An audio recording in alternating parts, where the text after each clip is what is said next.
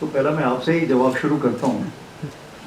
जहाँ तक सवाल है कि ऑपरेशन सिंदूर के टाइम जो फॉरवर्ड मूवमेंट हुए थे, forward movement over a period of time हमारे डीजीएमओ एग्रीमेंट के बेसिस पे इसको हमने कम करना शुरू किया था और इसको हमने वक्त दिया था कि तकरीबन हम इसको मई के आखिरी तक इसको हम पूरा करने की कोशिश करेंगे। और बीच बीच में डीजीएमओ टॉक्स होती रहती थी दोनों तरफ रीएश्योरेंस करने के लिए, ताकि कोई मिस इन्फॉर्मेशन न रह जाए। और वो रीएश्योरेंस के मद्देनज़र हमने इसमें कार्रवाई की थी दोनों तरफ से। जैसे आपको पता है कि हम लोगों ने काफ़ी मोबिलाइजेशन किया था, काफ़ी हद तक मोबिलाइजेशन किया था, वो क्लासिफाइड है लेकिन काफ़ी किया था। तो उस मोबिलाइजेशन को धीरे धीरे हमने सही जगह पर पहुँचाया। जहाँ तक हमारे आइज एंड ईयर्स के सवाल हैं, चूँकि ऑप सिंदूर ऑन है इसलिए वो आइज एंड ईयर्स वो खुले रहेंगे। इसके तहत जो कुछ हमें कार्रवाई करनी है वो हमने आगे कर रखी। जहाँ तक दूसरा आपका सवाल है कि टेररिस्ट कैंप के क्या हालात हैं, तो टेररिस्ट कैंप के हालात का मैं ये बताना चाहूँगा कि जितनी खबर हमारे पास है, तकरीबन 8 कैंप्स अभी भी हमारे ऐसे नॉलेज में हैं जो कि एक्टिव हैं, जिसमें से 2 तकरीबन आईबी के अपोजिट हैं और 6 एलसी के अपोजिट हैं। और इन कैंप्स में तकरीबन अभी भी हम समझते हैं कि किसी प्रकार की प्रेजेंस या ट्रेनिंग है, तो इसलिए हम उसके नज़र रखे हुए हैं, उसकी खबर कोशिश करते हैं हासिल करने की। और अगर कोई ऐसे दोबारा हरकत हुई तो हम ज़रूर उसको, जो हमारा इरादा है, हम उसको ज़रूर अंजाम देंगे। दूसरा सवाल था आर्टिफिशियल इंटेलिजेंस के ऊपर। आर्टिफिशियल इंटेलिजेंस के ऊपर सबसे मैं पहले ये बताना चाहूँगा कि आर्टिफिशियल इंटेलिजेंस कोई ऐसी चीज़ नहीं है जो कि आज शुरू हुई है। ये आर्टिफिशियल इंटेलिजेंस हमारे साथ हमेशा रही है, चलती रही है। इसके मायने बदलते रहे हैं, इसके दायरे बदलते रहे हैं।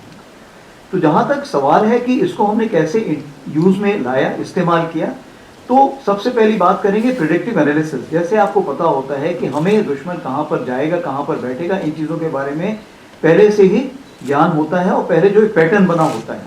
तो ऐसी जगहों पे हमारे पास कुछ सिस्टम्स होते हैं जिसके बेसिस पे हम उसको मॉनिटर कर सकते हैं, और जो हमारी वार्निंग लाइन्स होती हैं उस लाइन्स को हम उसके हिसाब से एक्टिवेट कर सकते हैं।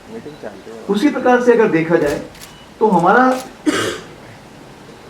किल चेन जो है, जिसको हम बोलते हैं, किल चेन के लिए ज़रूरी है कि सेंसर टू शूटर जो कनेक्शन है वो अच्छा होना चाहिए, इफेक्टिव होना चाहिए और टाइमली होना चाहिए। इस किल चेन को हमने काफ़ी इस बार इस्तेमाल में लाए और वो काफ़ी इफेक्टिव होने के कारण हम सही जगह पर टारगेट को एड्रेस कर पाए।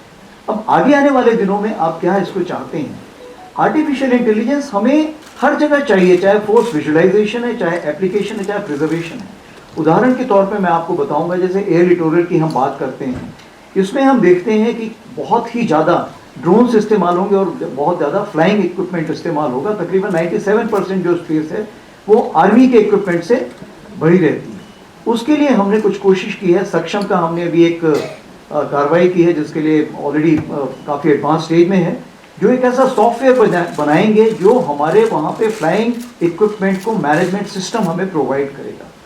उसी प्रकार से आप देख लीजिए CICG, कुछ हमारे पास ऐसे सिस्टम हैं जो कि हमारे लॉजिस्टिक्स मेंटेनेंस के लिए हैं, वो सिस्टम भी इसी प्रकार की कार्रवाई करेंगे।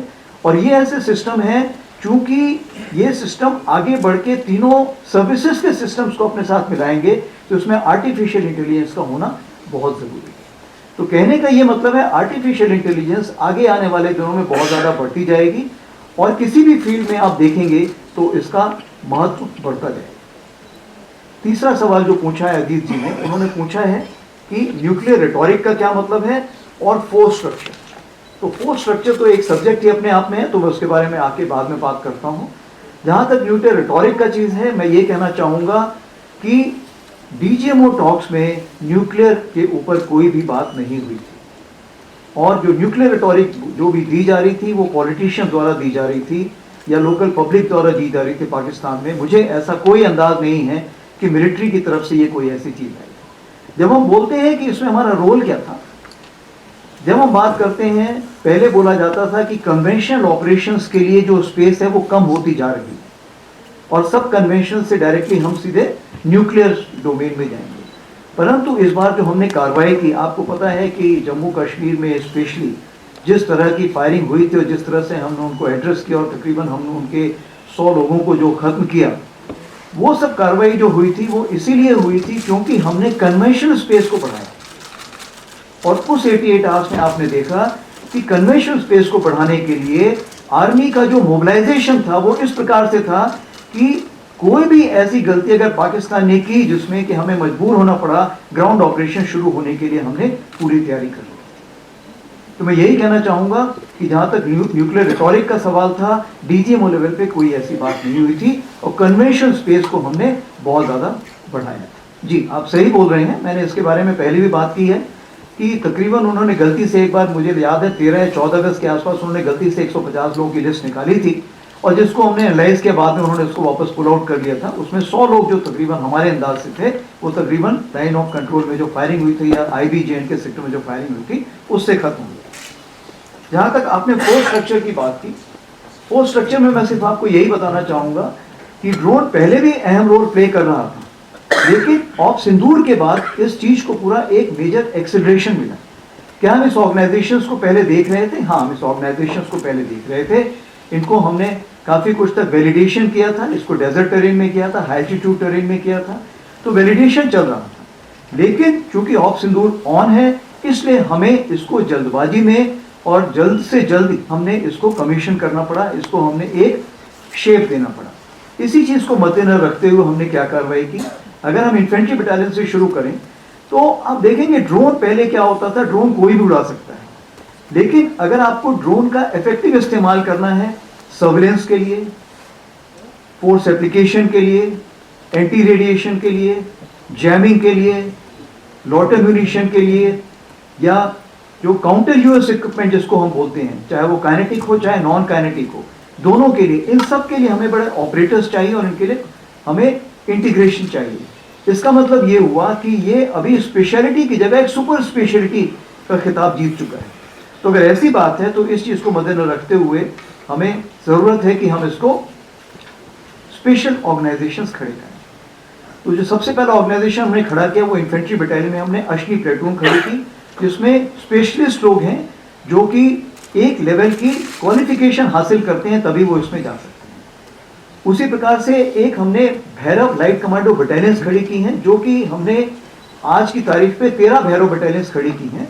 ये भैरव बटालियन का जो काम है, इनका काम है कि जो घातक प्लेटून होती थी इन्फेंट्री बटालियन में, जो स्पेशल फोर्सेस, इनके बीच का जो एक गैप है, इस गैप को कवर करना विथ मॉडर्न इक्विपमेंट। तो US equipment, counter US equipment, loiter munition और भी जो हमारे इक्विपमेंट होते हैं उसको लेके एक घातक रोल प्ले करना। आगे बढ़ते हैं हम आर्टिलरी में। आर्टिलरी में अगर हम बात करें तो एक दिव्यास्त्र हमने बैटरी बनाई है। दिव्यास्त्र बैटरी का ये मतलब है कि वो आरटी रेजिमेंट के अंदर रहेगी और वो एक डिव कमांडर को सपोर्ट प्रोवाइड करेगी अगेन यूएसएन, काउंटर यूएसएन, लॉटर म्यूनिशन के लिए। जो हमारी शक्तिमान रेजिमेंट है, जो अभी हमने 3 खड़ी कर रहे हैं शुरू करने के लिए और बाद में 12 खड़ी करेंगे, फिर इसको और आगे बढ़ाएंगे। ये पूरी रेजिमेंट जो है इसी चीज के लिए रहेगी। इनका जो रेंज रहेगा शुरू में शायद ये 100 से 400 किलोमीटर रहे, आगे आने वाले दिनों में हम इसको 750 किलोमीटर से 1000 किलोमीटर भी इनका दायरा देख रहे हैं। इसी प्रकार से ये जो यूनिटें हैं ये आर्मर्ड में भी खड़ी होंगी, मैकेनाइज्ड इन्फेंट्री में भी खड़ी होंगी। आपको पता है कि ईडब्ल्यू ब्रिगेड जो है उसमें non kinetic counter US equipment already आ रहा है और एयर डिफेंस में भी काइनेटिक इक्विपमेंट एयर डिफेंस के लिए आ रहा है। तो ये कुछ छोटे मोटे, मतलब मोटे तौर पे मैं आपको बताना चाहूंगा कि किस तरह का हमने मेजर चेंजेस लाए हैं। और जैसे आपको पता है कि इंटीग्रेटेड बैटल ग्रुप भी अभी सैंक्शन हो चुका है और ये भी इसमें बदलाव लाए जाएंगे। मंजीत जी, आपका सवाल सबसे पहले लेता हूँ। तो आपने 2 बातें पूछी हैं। सबसे पहले ड्रोन। अभी ड्रोन का जो नंबर बताना है वो हम आज प्रेडिक्ट नहीं कर सकते, क्योंकि जब मैंने इसके बारे में बातचीत शुरू की थी आज से 1 से 1.5 साल पहले, तो वो तकरीबन मैं देखता था कि 500 किलोमीटर की बॉर्डर में मैं तकरीबन 500 ड्रोन देखता, 5000 ड्रोन देखता। 5000 अगर अपने ड्रोन देख रहा हूँ तो उतने में मायने रखता हूँ कि दुश्मन के भी उतने ही ड्रोन होंगे। तो इसका मतलब ये हुआ कि 500 किलोमीटर के दायरे में, लंबाई में आप 10,000 ड्रोन देखेंगे। तो ये तो मैं आज देख रहा हूँ, लेकिन जिस तरह की हमने तैयारी शुरू की है, आपको मैं बताना चाहूँगा कि जब शुरू में हमने ड्रोन एक्वायर करना शुरू किया तो जो बहुत छोटे छोटे ड्रोन थे वो भी ड्रोन उसके साथ कॉस्ट लगा के दिए जाते थे हमको, और जो आर्मी के लिए पॉसिबल नहीं था उन ड्रोनों को खरीदना। उसी प्रकार से उनकी मेंटेनेंस कॉस्ट बहुत हाई होती थी। तो सबसे पहले आर्मी ने ये डिसाइड किया कि जितने ज़्यादा ड्रोन हैं हम बना सकते हैं उतने ड्रोन बनाएंगे। और आज मैं आपको ये बताना चाहूँगा कि अगर एक हम कमांड की बात करें तो हर कमांड के पास तकरीबन 5000 ड्रोन बनाने की काबिलियत है या वो बना चुका है। और ये ड्रोन ऐसे नहीं है कि ये छोटे वाले ड्रोन हैं। अभी रिसेंटली जो हमने एक फील्ड फायरिंग रेंज में जब चेक किया था तो तकरीबन 100 किलोमीटर तक का भी हमने ड्रोन टेस्ट फायर कर लिया है और हम उसको और भी आगे रेंज पे ले जाना। तो मैं आपको ये बताना चाहता हूँ कि with in the army only हमने आत्मनिर्भरता का बीड़ा उठाया हुआ है। वो क्यों? ताकि जो इंडस्ट्रीज हैं वो हमारा बेंचमार्क समझें और समझें कि हम कितना एडवांस कर चुके हैं। इसमें आपको ध्यान देना चाहिए कि जो हमने ईयर ऑफ टेक्नोलॉजी एब्जॉर्प्शन किया था तब हमने 3 चीज़ की थी। हमने लीडर्स जो टेक्नोलॉजी को समझते हैं, हमने टेक्नो कमांडर्स बनाए थे और टेक्नो वॉरियर्स बनाए थे। तो इसलिए इस टेक्नोलॉजी को एब्जॉर्ब करने में हमें कोई ज़्यादा वक्त नहीं लगा। अब आगे आने वाले दिनों में मैं यही कहना चाहूँगा कि ये नंबर जो मैंने 10,000 बताया है ये शायद 20,000 भी जा सकता है और ये लाख भी जा सकता है। ये डिपेंड करता है कि आप कितनी जल्दी इसको वहाँ पे लाना चाहेंगे। और ये जो लड़ाई है ये 4 दिन की चलेगी ऑफ सिंदूर जैसे, या 4 साल की चलेगी यूक्रेन रशिया वॉर जैसे।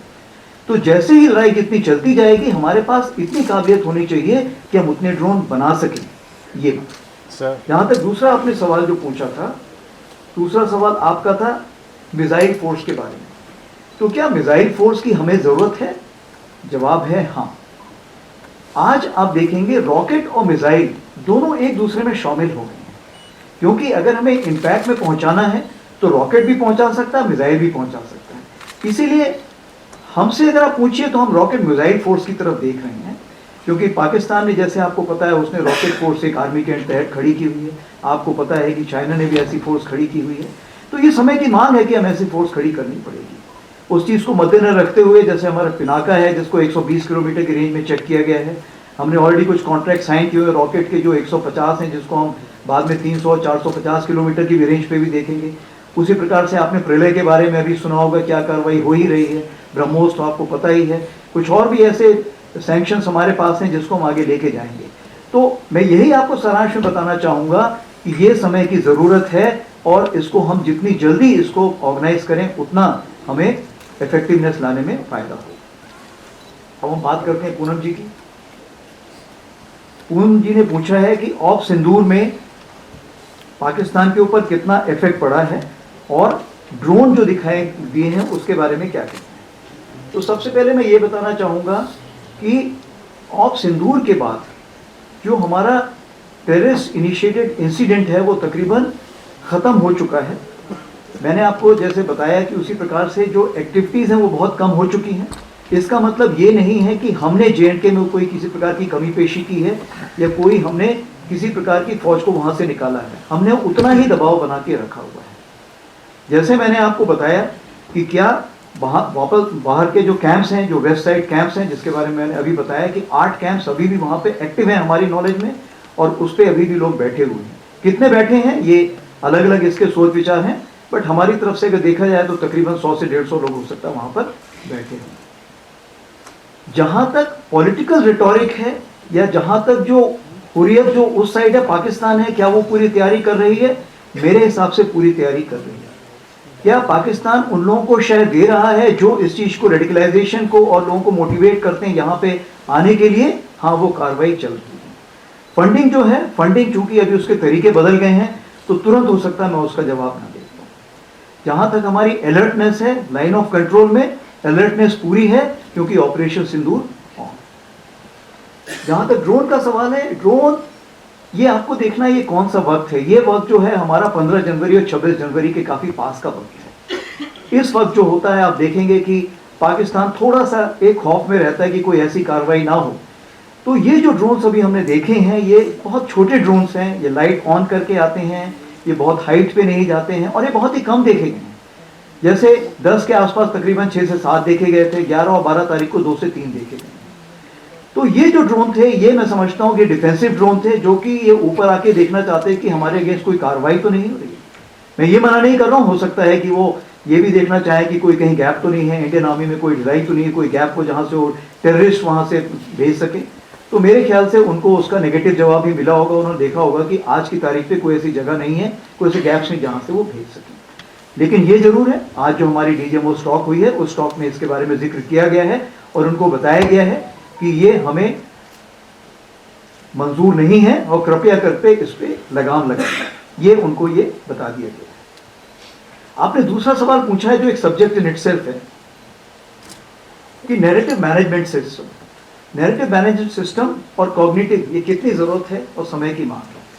सबसे पहले तो मैं ये बताना चाहूंगा, ऑपरेशन सिंदूर जो है, ऑपरेशन सिंदूर से हमने बहुत लेसन सीखे, लेकिन हम उसके पहले भी बहुत तैयारी कर चुके थे। उदाहरण के तौर पे हमने ये सीखा कि जो भी आप खबर देते हैं उसकी क्रेडिबिलिटी होनी चाहिए, क्योंकि लंबे समय में आपकी क्रेडिबिलिटी होना बहुत जरूरी है। आप जो भी खबर देते हैं उसमें कंसिस्टेंसी होनी चाहिए।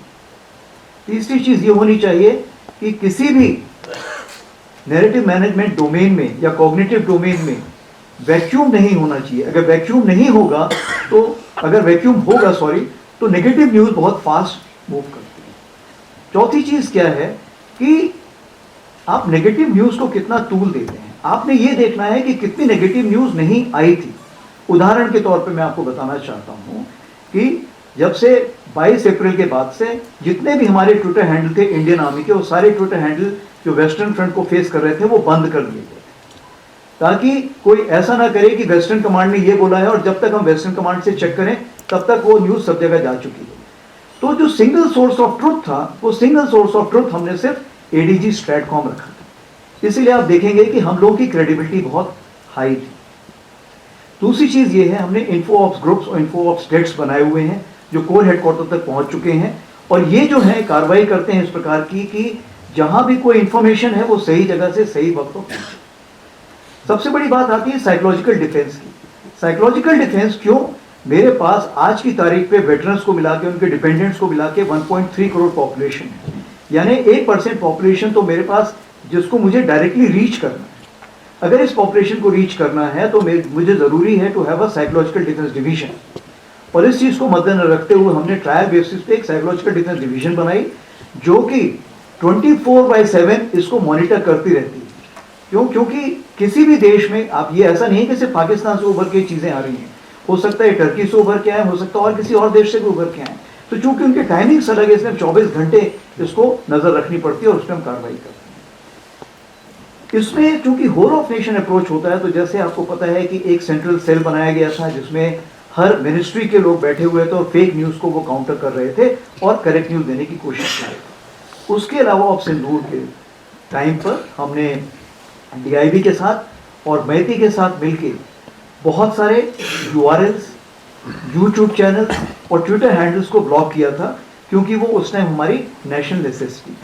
और ऑफ कोर्स फेक न्यूज़ के ऊपर फेक स्टैंपिंग तो हम खुद ही उसी वक्त लगाते थे जैसे हमको पता लगता है। तो मैं आपको यही कहना चाहूँगा, हमारी तैयारी बहुत थी, और अगर आप उस ट्वीट को देखें जिसको हम बोलते हैं जस्टिस सर्व ऑपरेशन सिंदूर, आज की तारीख पे वो 23 मिलियन हिट्स ले चुका है। हम लाइन ऑफ एक्चुअल कंट्रोल की बात करें तो लाइन ऑफ एक्चुअल कंट्रोल में जैसे मैंने आपको बताया कि आज की डेट पे इट नीड्स कांस्टेंट विजिल। इसका मतलब ये हुआ कि हम धीरे धीरे दोनों साइड्स अपना ट्रेस फैक्टर बढ़ाने की कोशिश कर रहे हैं। 21 अक्टूबर 24 को आपको पता है कि किस तरह का एक हम लोगों के बीच में अंडरस्टैंडिंग हुई थी। उसके पहले कजान में दोनों टॉप लीडर्स मिले थे, उसके बाद आई थिंक तियानजिन में मिले थे, और दोनों के बीच में, इस टाइम के बीच में हमारी एसआर लेवल की मीटिंग्स हो चुकी हैं, उसी प्रकार से हमारी WMCC मीटिंग्स हो चुकी हैं, और इन सब, उसके अलावा हमारे रक्षा मंत्री जी 2 बार मिल चुके हैं उनके रक्षा मंत्री जी से, हमारे फॉरेन मिनिस्टर मिल चुके हैं उनके फॉरेन मिनिस्टर से। So since you have spoken English, I'll answer in English hereafter. So as a result now what is happening, that there is a kind of a sense of urgency and sense of acceptance from both the sides to keep the borders as calm, as quiet as possible. And how to go about it? How to go about it? Firstly, to keep the communication open. So now what we have done, that we have various levels of talking echelons. They speak to each other and make sure the minor issues are resolved at that place and not made into a major issue. So we have a station level meet, we have a CO level meet and so on up till the core commander. And wherever such meetings were not taking place, we have proposed in the Eastern Command also to have such meetings. The aim is to resolve the issue as early as possible, as fast as possible, as amicable to both sides as possible. And this has actually drawn the results. And lot many places, small misunderstanding could lead to problems. We have sat down together and solved the issue. This is how we are going about it. As far as the issues of the force reduction and force deployment is concerned, I would like to just say that it is a matter of time, space and resources. So what we look at, the forces should be placed in such a manner that they should be able to reach a particular deployment within the stipulated time and within the stipulated number. So that is something which we are looking at for the time being. Now to handle this situation, two groups have been formed. One is the expert group and which is second is the working group. As far the expert group is concerned, you are aware looking at the boundary delimitation, and as far the working group is concerned is looking at the boundary management. So once these groups give us some additional guidelines, based on that on ground developments will take place as of today. So Ajay ji asked about the new organizations. So as far the new organizations are concerned, like I have told you that we are looking at the Bhairav battalions in total 25. We are looking at Shaktiman in terms of 13 to begin with, 15 to begin with, and thereafter add 11 more. We are looking at Divyastra, which will be 34 Divyastra batteries. We are looking at Rudra brigades. To begin with, 2 are already implemented. We are looking at 7 more. Probably in phase 2, we will be commissioning 4. Besides this, the armored and mech are also having similar kinds of organizations. As we kind of carry out the validation, we will be kind of having that approved and moving ahead. As far the integrated battle group is concerned, last year I had told you that it's on the table and now it has been approved. This will be of course having the, each IBG will be able to take on approximately 16 plus minus units under its control, and it will be commanded by a Major General. It will also have a fire support group which will also be commanded by a Major General. And once we settle down with this IBG, based on that, in future we will also be looking at more modifications coming in our way. I also would like to tell you that we have created a Futures and Transformation Cell in Indian Army under a 2-star. This has been created to handle all this with the time, space and resources. So we always work on that factor. Based on that, some readjustments have been carried out. And this readjustment have been carried out to make sure that we should be able to timely apply the forces as per the operational requirement. As of now, since the wish list is due and it's in an accelerated form, the answer is a big no. Therefore, we have to depend on the global. But global is not the answer. Therefore, what we look at, that long-term acquisition will only be carried out based on the Atmanirbharta concept. That is why you are finding that the EP which has been carried out is, we have to firstly identify which is the Indian equipment which is suiting it. So the Indian manufacturers are providing us some equipment. As far as the Indian content is concerned, we'll have to see the Indian content is as per our satisfaction and its utility in our the divergent terrains on the northern front, on the western front, it's meeting that requirement. So in the emergency procurement, we are taking a limited number. And based on that, we will go for a larger number, because then the trial also which is required will also be limited, because it's already being used by us. That is the reason. So therefore, when we say that the emergency procurement has been given, it has been given to fast track the procedure and fast track the acquisition. That is what we are looking at. The second thing is what we have to understand, that as far as the routine acquisition is concerned, it takes long time. If you remember, the authorized cycle is approximately 3.5 years, but it takes 5 to 6 years also. So what we want now, we have to look at 3 ways. Emergency procurement, fast track procedure, and the modified DAP which will come through, we will include that also. So these are the 3 ways we are looking at as far as the acquisition is concerned. We now coming on to 170. You had asked 2 questions, Bangladesh and air defense. So as far as Bangladesh is concerned, what we need to understand, that anything which is happening under the guidance. You asked in Hindi or English first? Hindi. Eh? Hindi. Hindi. तो जो आपने पूछा था, सबसे पहले हमें ये जानना जरूरी है कि ये कौन सी सरकार है जो वहां पर है।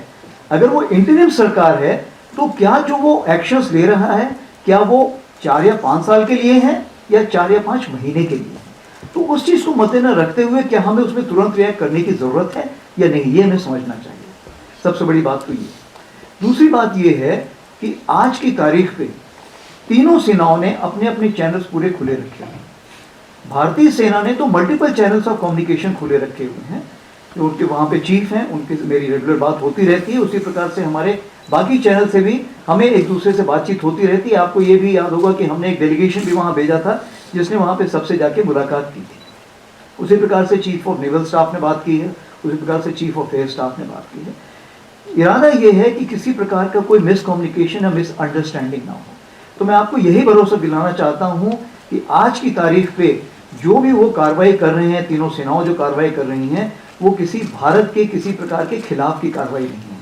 जहां तक कैपेबिलिटी डेवलपमेंट की आप बात करें तो कैपेबिलिटी डेवलपमेंट एक चीज है जो चलती रहती है। पूरे भारत भी कर रहा है, बाकी देश भी कर रहे हैं, तो वो सबको ऊपर लागू है, वो अपनी कैपेबिलिटी डेवलपमेंट कर सकते हैं। जहां तक हमारी तैयारी है, हम उसको क्लोजली मॉनिटर कर रहे हैं। हमारा जो कोर ग्रुप होता है इसके बारे में बातचीत करता रहता है और ये देखता रहता है कि कोई ऐसा कोई मिसकम्युनिकेशन ना हो जिससे कि बात आगे बढ़ जाए। और जहां हमें एश्योरेंस चाहिए हम उनसे लगातार बात करते रहते हैं। हमारी आपस में ट्रेनिंग के भी एक्सचेंज हो रहे हैं, हमारे भी ऑफिसर्स वहाँ एनडीसी के लिए जा रहे हैं, उनके भी ऑफिसर्स यहाँ पे आ रहे हैं। तो उस मिलिट्री रिलेशनशिप में किसी भी प्रकार की कमी पेशी नहीं है। आपने अगला सवाल पूछा था आर्मी एयर डिफेंस के ऊपर। तो आर्मी एयर डिफेंस के ऊपर हमने सबसे बड़ी चीज ये देखी कि आर्मी एयर डिफेंस जो है हर लेवल पर है। यानी कि स्पेस से शुरू होता है, वो नीचे हमारा कहना चाहिए 30 से 150 मीटर तक जाता है, क्योंकि आपने देखा जो उनके एफपीवी ड्रोन्स आते हैं, जो आते हैं वो आपके इसी रेंज पे आएंगे, हाइट पे आएंगे। तो इसका मतलब ये है कि जो कुछ लेयर शुरू में हमने छोड़ दी थी, जैसे कि पहले हम U-23, L-70 इन सबको हम समझते थे ऑब्सोलीट इक्विपमेंट हो गए, हमने इनको अपग्रेड किया था क्योंकि हमारी जरूरत थी। आज की तारीख पे उनकी अहमियत बहुत ज्यादा बढ़ गई है और उनको हम आर्टिफिशियल इंटेलिजेंस में अपग्रेड कर रहे हैं। उसी प्रकार से जो हमारे रडार्स थे, जो रडार्स बड़ी चीजें देख सकते थे, छोटी चीजें नहीं देख सकते थे, उनकी अहमियत तो है, लेकिन जो छोटे क्रॉस सेक्शन के रडार्स देख सकते हैं, जो ड्रोन देख सकते हैं, उनकी अहमियत बढ़ गई। इसीलिए जो लास्ट हमारा फास्ट ट्रैक प्रोसीजर था, इसमें हमने LLR काफी खरीदे हैं। क्यों? क्योंकि आज की तारीख पे छोटे जो ड्रोन्स हैं वो उसी की नजर में आते हैं। तो हमें आज की तारीख में काबिलियत चाहिए जो छोटे ड्रोन्स देख सके और छोटे ड्रोन्स को एंगेज कर सके। तो ये जो हमारी एयर डिफेंस यहाँ से शुरू होती है। उसके अलावा आपको पता है कि QRSAM जो मॉडिफाइड है, आकाश प्राइम आपको पता है जिसपे हम कार्रवाई कर रहे हैं, उसी प्रकार से LRSAM भी कार्रवाई हो रही है। और ये सारी जो हैं, ये सुदर्शन चक्र जो हमारे प्रधानमंत्री जी ने भी अनाउंस किया था, ये उसके तहत शामिल हो जाएंगे। और इस चीज को हमारी DRDO देख रही है, जिसमें कि सोर्ड एंड शील्ड का कॉन्सेप्ट है, यानी देखो, उसको एंगेज करो और डिस्ट्रॉय करो, तीनों चीज उसमें शामिल होंगी। और इसमें हमने एक हमारे ब्रिगेडियर भी वहाँ पे DRDO में पोस्ट कर दिए गए हैं, जो इस चीज में पूरी प्लानिंग स्टेज से शामिल हैं, ताकि सुदर्शन चक्र जो हमारा कॉन्सेप्ट आएगा वो हर जगह पर उसमें आर्मी, एयरफोर्स और समन्वय रहे नेवी के साथ। So Shivani ji, you have asked basically about the ceasefire violations. So let me tell you that in 2025 there were 139 ceasefire violations which took place, but majority of them were basically during the 124, if I can say that specific, were during the ops en route. And the balance one which are there were minor ones. What happens when a new unit comes? By the time, at times, if you have served in, of course you won't have served in LC, but what I am saying is, in line of control, when the tree also moves, it looks like that people are coming to attack you. So when the new unit, especially in case of Pakistan, the new unit moves, they are generally at times scared and they carry out a prophylactic firing. In our terms, prophylactic firing will also be looked at as ceasefire violation. So that is the kind of ceasefire violation has taken place. Otherwise, no major ceasefire violation has taken place. The second issue, what you have asked, is recalibration of forces south of Gir Punjab. So as far as forces are concerned, as of today, we are not relenting at all. No forces are coming back, because in my wisdom today 140 approximately still the terrorists within the hinterland are likely to be there, out of which only 10 could be the local terrorists, rest all could be the Pakistani terrorists. If that be the case, I cannot sit at rest. Therefore, we are not relenting at all, and the forces which were placed there, in addition, those forces are still there, and we will not back down as of today. Manu Papi ji asked the question about the budget. So I would like to just tell you that this time we are hoping for some increase in the budget. Because if Atmanirbharta is the clarion call, then the Indian industry also has to be reissued. That is point number one. The second issue is the budget last year. If you see that capital acquisition, we were given a particular number, but finally we landed up signing somewhere 80,000 crores. And this was LCH itself was approximately 40,000 crores. What it means that as the government is concerned, government has said that if you wish to spend money and you got a scope, don't worry on that. We will get you the money from somewhere. For example, this time also 33,000 has been given out. We may have signed approximately 20 approximately, but we are looking at finally reaching 50. And government is assured, don't worry, as far as we are concerned, we should be able to give it to you.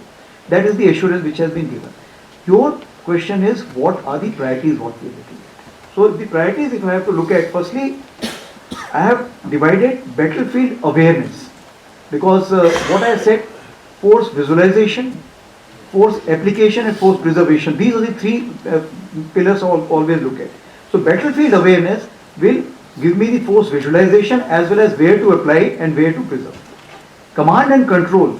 So somebody rightly asked, as far as the artificial intelligence is concerned, it's firstly the OODA cycle which is there, it gets enhanced and much faster because of this command and control. So we are paying a major attention to that. Force application I've already told you, and preservation and protection, because now the non-state actors also have today access to a lot of technology which can be used for attack. Therefore, the domain of protection and preservation, which was only, let's say, for the military, now we also look at the civil side. We saw in Punj that how they targeted our Gurdwara and other places. Therefore, I need to protect and preserve that also. Therefore, I need to spend money towards that side also. And of course, sustenance and support, which is an ongoing factor. It's more applicable to the army because it's a large army, and our revenue expenditure, even for sustaining in terms of ammunition, arms, and the equipment, including kitting, comes from the revenue. Therefore, it will always remain very high for us. So this is as far as your question is concerned. Then Rahulji, you asked about the Northern Front and about the Shaksgam Valley. So as the Shaksgam Valley is concerned, India considers 1963 agreement between Pakistan and China as illegal. Therefore, any activity in Shaksgam Valley is concerned, we do not approve of it, and in this terms, MEA has already issued the statement. Therefore, the joint statement which has been issued in China, what I understand about the CPEC 2.0, we do not accept it, and we consider that it is an illegal action which is being carried out by the two nations. तो पहले मैं रक्षा समाचार का सवाल लेता हूँ. जहाँ तक आरटी रेंज का सवाल है, आरटी रेंज जैसे आपने बताया कि आप सिर्फ आरटी गन की बात कर रहे हैं, और चूंकि आरटी गन की बात कर रहे हैं तो इसमें जहाँ तक मैं खुद वहाँ पे IIT मद्रास गया था, मैंने उनके वहाँ पे प्रोग्रेस देखी, तो मैं आपको ये बताना चाहता हूँ कि वो काफ़ी इनकरेजिंग प्रोग्रेस है. और अभी टाइमलाइन तो उसमें फिट नहीं कर सकते हैं क्योंकि टाइमलाइन बताना बहुत मुश्किल होता है, बट ये है कि काफ़ी प्रोग्रेसिव फीडबैक आया है, और रैमजेट टेक्नोलॉजी जैसे ही आएगी हमें लॉन्गर रेंजेस मिलनी शुरू हो जाएंगी. और इस रैमजेट टेक्नोलॉजी को मार्टी गन्स पे फिर नहीं रोकेंगे. फिर जहाँ तक हमारे पिनाका जो हैं, तो पिनाका रॉकेट में भी अगर इसको लगा सकते हैं तो हमें इससे ज़्यादा रेंज मिलने का फ़ायदा होगा. और ये रैमजेट टेक्नोलॉजी ऐसी है कि आगे भी इस्तेमाल होती रहेगी. उसी प्रकार से DRDO भी इस टेक्नोलॉजी पर काफ़ी काम कर रहा है. तो मेरा तो सोच विचार ये है कि 2026 के सेकेंड हाफ में हमें इसमें काफ़ी सफलता हासिल हो जानी चाहिए. दूसरा आपका सवाल था जोरावर टैंक के बारे में. तो जोरावर टैंक अभी तक सिर्फ एक बनाया गया है जो कि हाई एल्टीट्यूड में अभी डिप्लॉयड है. उसमें कुछ कमी पेशी आई थी क्योंकि फर्स्ट टाइम ऐसा किया गया, और हाई एल्टीट्यूड में चूँकि और भी नए फैक्टर्स आते हैं और इन सारी चीज़ों को फिर आपने रिपेयर करने के लिए नीचे लाना पड़ता है. तो चूँकि अभी वो नीचे नहीं आ सकता है, तो एक दूसरा हजीरा में एक टैंक प्रोटोटाइप तैयार किया गया है जो कि अभी हम वेस्टर्न बॉर्डर्स में उसको ट्रायल्स के लिए भेज रहे हैं. तो कहने का ये मतलब है कि ये इसके काफ़ी हद तक इसका प्रोटोटाइप बन चुका है, बट जो छोटे मोटे जो इसके मेजर असेंबलीज हैं उसमें जो खामियां आती हैं उसको दूर करने में भी वक्त लगेगा, इसलिए इसमें टाइमलाइन फिक्स नहीं की जा सकती। लेकिन मैं ये देख रहा हूँ कि 2029 के आसपास अगर इंडक्शन शुरू हो जाएगा तो उसका काफी फायदा होगा। Then moving on to Shinjay, you asked about the striker and the tank overhaul. So the striker is concerned, it is one of the options we are looking at, because we need a platform. We should be able to utilize it very well in the northern front, and it should have all the capabilities in terms of protection, in terms of firepower, in terms of mobility. So if there is an Indian option to it, we would prefer to go for Indian option. If not, then definitely we are looking at other options also. Striker is also one of those.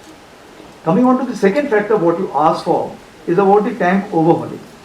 So what we understand that because of the force majeure factors, some spares which were required to be provided to the AVNL from the OEM could not come in time or got delayed.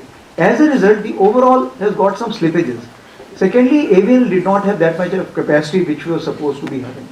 So this time what we have done, we have also taken the help of 505, the army base workshop which is there, and this workshop is also carrying out parallel repairs or the overhauls at this place also. So what we are looking at the PSU, we are looking at army base workshop, and if there is an industry which is ready to come forward and help us out, we will be surely ready to reach out to them and give them the contract also. But I can just assure you it does not affect in any way operation efficiency, because we take this corrective action at the right point of time. It does not mean that equipment is not usable in that particular time. As far as the quality is concerned, I do not have any reports of any quality. Some infirmities can always be there, which is something the corrections will take place, which is acceptable to us. Time slippages are there, yes, I agree with you, and we are taking corrective actions towards that side. Moving ahead, I think all three answered. आपने पूछा था कि ये जो बहुत सारी खबरें आ रही हैं सोशल मीडिया में, इसको आप काउंटर कैसे करते हैं। तो जहाँ तक ये सवाल है, सबसे बड़ी चीज़ ये है कि बहुत सारी चीज़ों पे अगर आप ना भी रिएक्ट करें तो भी चल जाएगा, क्योंकि वो सोशल मीडिया पे ही रह जाएंगी। तो क्या होता है, प्रोफेशनल्स जो हैं इस चीज़ पे बहुत ज़्यादा ध्यान देते नहीं, लेकिन अगर किसी चीज़ में सच्चाई है, अगर उसमें कुछ सच है, तो उसको हम फिर डिटेल में इन्वेस्टिगेट करेंगे, आइडेंटिफाई करेंगे, उसके काउंटर एक्शंस लेंगे। बट आज की तारीख पे ये जो साइकोलॉजिकल चलता है, ये इसको हम बोलते हैं सोशल मीडिया वॉरियर्स। इन वॉरियर्स के बीच में ही जो बिना तलवार के लड़ते हैं, वो तलवार की लड़ाई, बिना तलवार की लड़ाई वहीं पे सीमित रहे तो अच्छा है। काउंटर के लिए जो कार्रवाई थी उसके बारे में मैंने आपको पहले ही बताया, बहुत कुछ कार्रवाई हम कर रहे हैं और आगे आने वाले दिनों में करेंगे ही। जहाँ भी आपको डाउट होता है, आप हमारे सोशल मीडिया हैंडल पे या ADG स्ट्रैटकॉम को ट्वीट करके भेजिए, तो जरूर उसका जवाब देंगे और आपको सही चीज़ बताएंगे। Drone and air littoral, so like I told you that 97% of the airspace as far as the air littoral is concerned is being used by the Indian Army. Therefore, it is mandatory for the Indian Army to look at how to control that. What we have done that we have UCC, and this UCC, this control center which is there, Unified Control Center, we are keeping it at the division level. Now, this Unified Control Center, which is at division level, is not only kind of a coordinating the drones which military is using it, that is the Army, Navy, Air Force. It is also looking at which is being used by the CAPF. Is it also looking at the drones which is being used by the drone DDs. It is also looking at the drones which is being flown for the agriculture purposes and also for reconnaissance or even for the medical or even, let's say, Amazon and others which are flying the drones.